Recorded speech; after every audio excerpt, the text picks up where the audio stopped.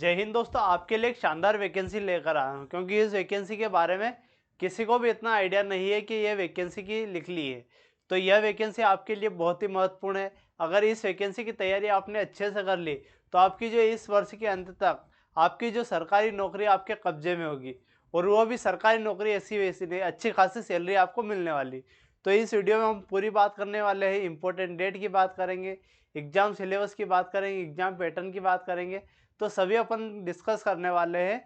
तो वीडियो को अंत तक जरूर देखना, और चैनल पर पहली बार आए तो चैनल को सब्सक्राइब कीजिएगा। आइए देखते हैं। तो जो हमारी वैकेंसी है वो कौन सी है? वैकेंसी हमारी कौन सी है? National environment engagement research institute, NEERI. NEERI में वैकेंसी निकली है हमारे। कौन सी?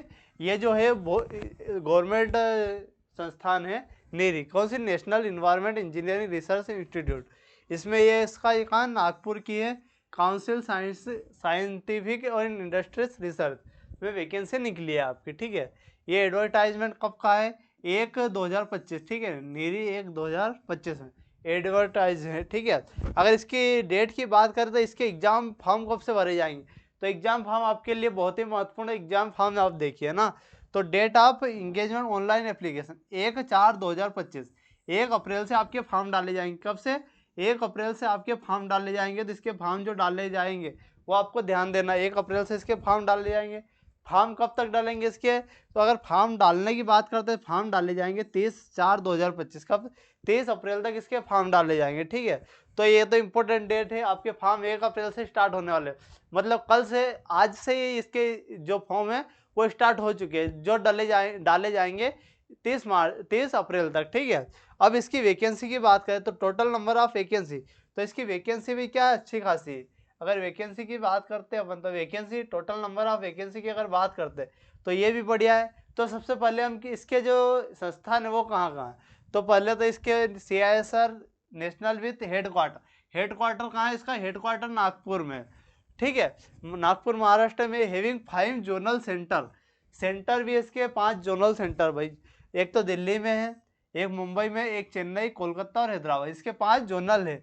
ठीक है, और इनमें ही इनकी वैकेंसी निकली है। अगर वैकेंसी की अपन बात करते हैं तो वैकेंसी की अपन बात करते हैं ना, तो सबसे पहले इसकी वैकेंसी निकली है JSA की, जूनियर सेक्रेटरी असिस्टेंट जनरल की। ठीक है, UR कैटेगरी में पोस्ट भी काफ़ी है। ठीक है, UR के साथ SC की एक, इस प्रकार से अच्छी खासी पोस्ट है। और इसकी जो सैलरी है, सबसे महत्वपूर्ण क्या है इसकी सैलरी। आप सैलरी देखिए, 19,000 से तो लगते से ही 19,000 शुरू है, और जाएगी कहाँ तक सैलरी आपकी? 63,200 तक इसकी सैलरी चली जाएगी। तो आपको ध्यान देना है। ठीक है, 28 साल इसकी उम्र है, 28 साल इसकी उम्र है।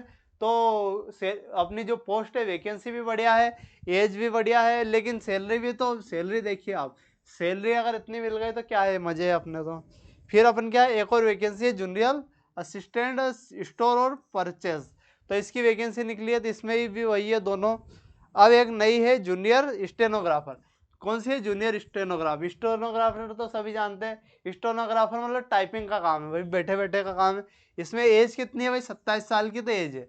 अब इस 7वां वेतन आयोग के हिसाब से अगर 25,500 से 81,000 दे, तो अब तो 8वां वेतन लागू होने वाला, तो आपकी सैलरी देख सकते हैं 1 लाख ऊपर जाने वाली है। ठीक है, तो वैकेंसी भी काफ़ी बढ़िया होने वाली है 8वें वेतन के अनुसार। अब अपन बात करते हैं फॉर एज रिलैक्सेशन। काहे की? एज रिलैक्सेशन की अगर बात करते हैं, किसमें किसको कितनी छूट मिलने वाली, तो वो भी अपन देख लेते हैं। तो अगर एक्स सर्विसमैन की बात है, 26 पोस्ट, ये तो हो गया ना, एक सर्विसमैन 26 पोस्ट रिजर्व है भाई एक सर्विसमैन के। अगर PWD की है तो 7 पोस्ट, ये क्या हो गया, ये तो फॉर रिलैक्सेशन प्लेस जनरल, ये एज का नहीं है, ये अलग मैटर है। ठीक है, पोस्ट की बात है, पर फिर परफॉर्मेंस ऑफ पोस्ट ये भी हो गया, हो जाएगा। अगर टाइपिंग भी हो जाएगा ना।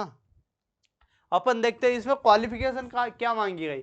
अगर आप 12वीं पास है क्या, अगर आप सिर्फ 12वीं पास है, 10th+2 आपने किया है, सिर्फ 12वीं की है, तो आप क्या इस वैकेंसी के लिए एलिजिबल होने वाले हैं, और ये वैकेंसी आप डाल सकते हैं। अगर सिलेक्शन प्रोसेस की अगर बात करते हैं तो बहुत ही फास्ट सिलेक्शन प्रोसेस है इसका। लास्ट अपना 5 से 6 महीने में आपकी जो वैकेंसी है वो आपके हाथों में होने वाली है। ठीक है, सिंगल बेस्ड एक दिन में एग्जाम होगा, उसी के बेस पर आपकी कट ऑफ बनेगी, उसी के बेस पर आपका सिलेक्शन होने वाला है।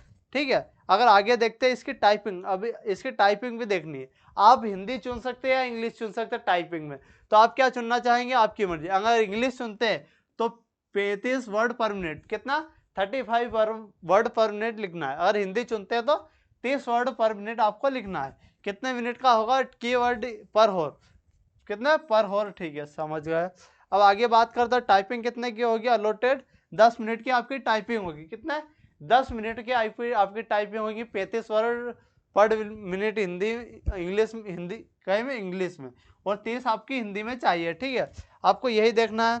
अब क्वेश्चन की बात कर रहे हैं तो ये वो MR cyst computer based objective computer based exam होने वाली, हिंदी में होने वाली, इंग्लिश में, दोनों में आपके पेपर दिखने वाले, एक तो हिंदी में एक इंग्लिश में। आपकी क्लास 10th+2 आपकी होनी चाहिए।